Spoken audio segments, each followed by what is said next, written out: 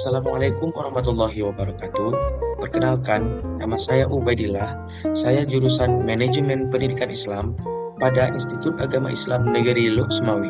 Jadi, pada kesempatan hari ini, saya akan menjelaskan sedikit tentang pengelolaan keuangan pada perguruan tinggi. Jadi, pengelolaan keuangan pada perguruan tinggi merupakan salah satu pilar utama dalam menjamin keberhasilan dan kualitas pendidikan di perguruan tinggi.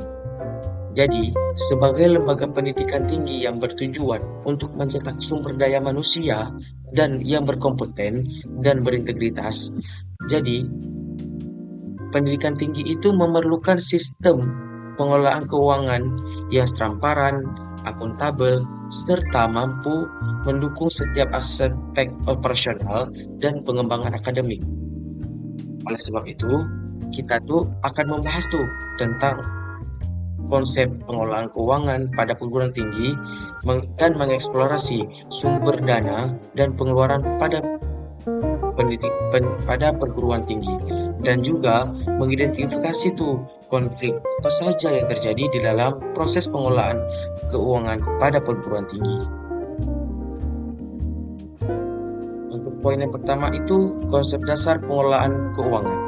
Jadi, pengelolaan keuangan di perguruan tinggi ini berfokus pada tata kelola dan efisien dan tanggung jawab terhadap penggunaan dana pada perguruan tinggi. Jadi, prinsip utama pada perguruan tinggi ini meliputi transparansi, akuntabilitas, efektabilitas, dan efisiensi.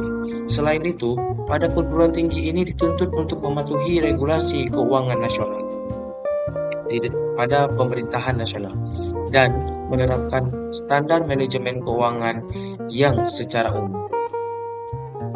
Selanjutnya, untuk poin yang kedua ialah sumber pendanaan. Jadi, untuk poin yang pertama itu ada anggaran pemerintah. Jadi, sumber utama pendanaan perguruan tinggi ini berasal dari anggaran pemerintah melalui alokasi APBN dan APBD, khususnya itu bagi perguruan tinggi negeri. Untuk yang kedua ada pendapatan internal. Jadi, pendapatan internal ini seperti biaya pendidikan, biaya SPP, biaya penelitian, dan program kemitraan yang menjadi sumber pendapatan yang penting. Untuk yang ketiga ada sumber lain. Jadi kalau bisa dibilang itu sumber lain ini ialah hibah dari lembaga penelitian ataupun dana dari pihak swasta melalui kerjasama pada lembaga-lembaga lain ataupun donasi dari alumni dan masyarakat juga yang menjadi sumber pendanaan yang penting. Selanjutnya, sumber pengeluaran. Jadi, sumber pengeluaran ini ada beberapa. Untuk yang pertama ada operasional harian. Jadi, apa sih yang mencakup operasional harian? Seperti gaji, tenaga kependidikan, dan biaya listrik, biaya air, biaya internet, biaya ATK, maupun biaya pemeliharaan fasilitas dan kebersihan kampus. Jadi itu semua masuk ke dalam operasional harian. Selanjutnya akademik dan pembelajaran. Jadi pada akademik dan pembelajaran ini mencakup akan pengadaan bahan ajar, buku referensi, perangkat pembelajaran, alat laboratorium, dan biaya seminar, serta kegiatan akademik yang lainnya. Untuk selanjutnya ada penelitian dan pengembangan. Jadi pada penelitian dan pengembangan ini dana yang dialokasikan itu untuk mendukung kegiatan penelitian dosen ataupun mahasiswa serta membeli peralatan yang dibutuhkan pada penelitian seperti alat laboratorium yang khusus, biaya publikasi jurnal maupun biaya konferensi ilmiah. Untuk yang keempat ada pengabdian masyarakat. Jadi, pada pengabdian masyarakat ini, pengeluaran ini mendukung program pengabdian kepada masyarakat yang biasanya menjadi bagian dari Tridharma perguruan tinggi. Misalnya, biaya kegiatan sosial, pengembangan masyarakat, ataupun proyek layanan masyarakat yang melibatkan dosen dan mahasiswa. Selanjutnya, setelah kita mengetahui itu kan konsep dasar pengelolaan keuangan dan sumber dan pengeluaran. Selanjutnya ada tuh tantangan pada pengelolaan keuangan. Untuk yang pertama itu keterbatasan anggaran.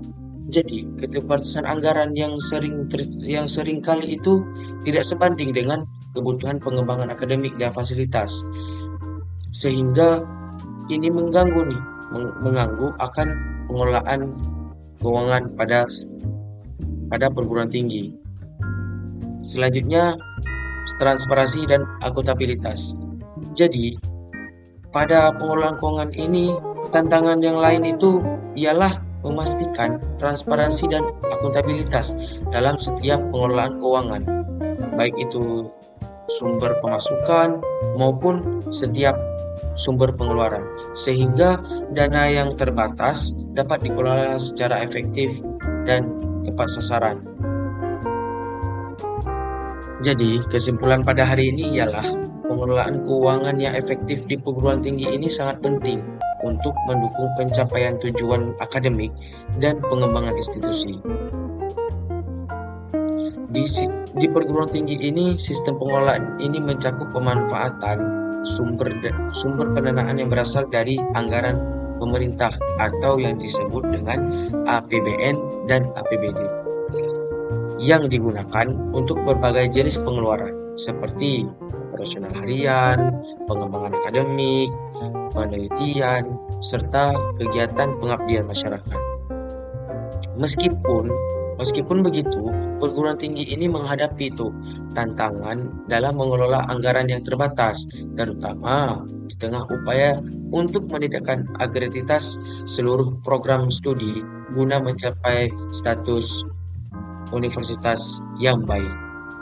Jadi, pengelolaan yang transparan dan akuntabel tetap menjadi prioritas agar dana yang tersedia dapat dikelola dengan secara efektif dan tepat sasaran. Jadi, hanya ini yang dapat saya sampaikan. Lebih dan kurang saya mohon maaf. Saya akhiri. Wabillahi taufiq wal hidayah. Wassalamualaikum warahmatullahi wabarakatuh.